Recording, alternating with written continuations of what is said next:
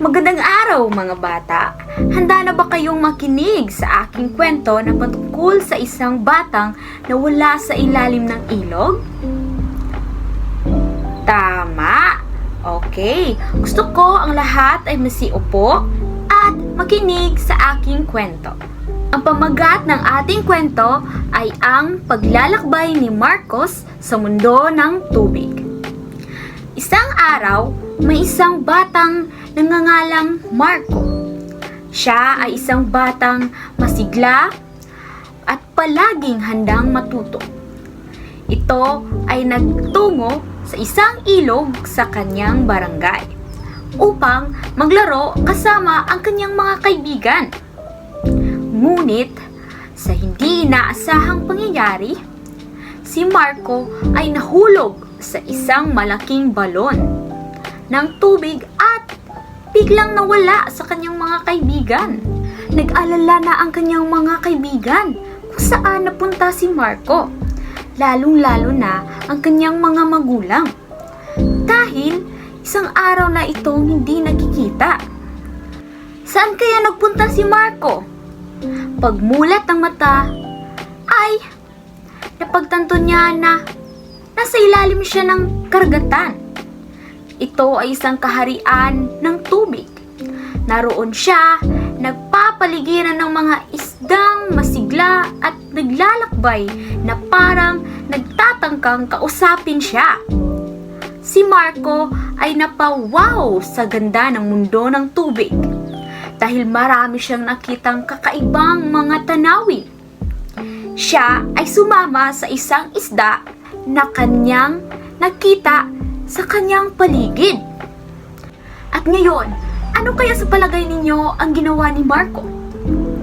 Siya ay sumama sa isang isda sa kanyang paligid at naglakbay sila sa mga kagubatan ng mga alga at mga kuwebang puno ng korales.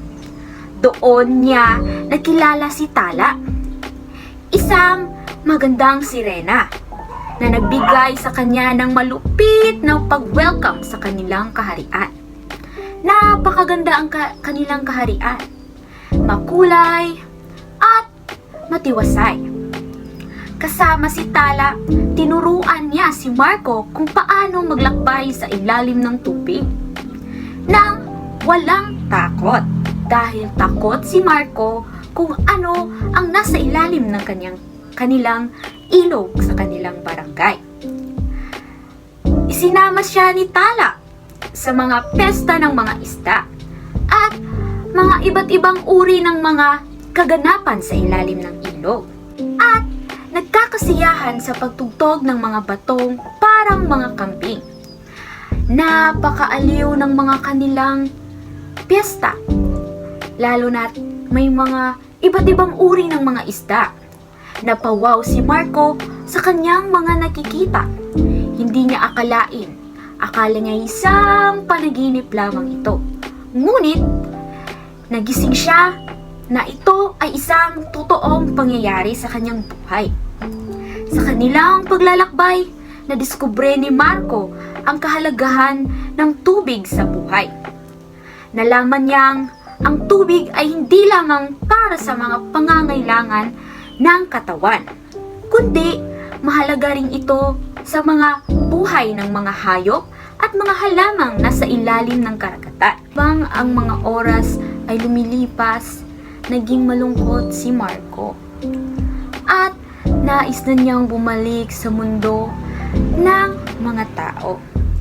Tinulungan siya ni Tala na bumalik sa balon kung saan siya unang nahulog.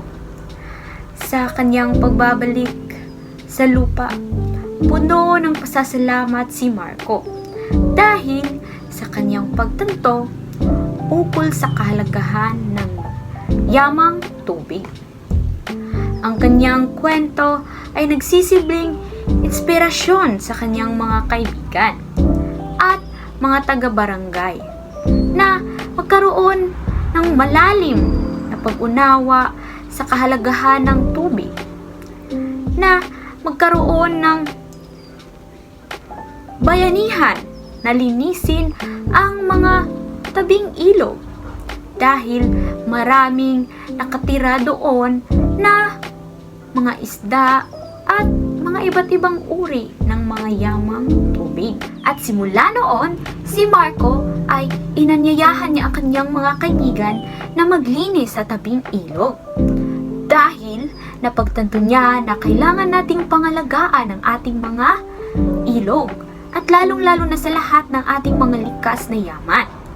Dahil importante ito para maging malinis ang ating mga hangin na nilalanghap at iwas tayo sa mga sakit.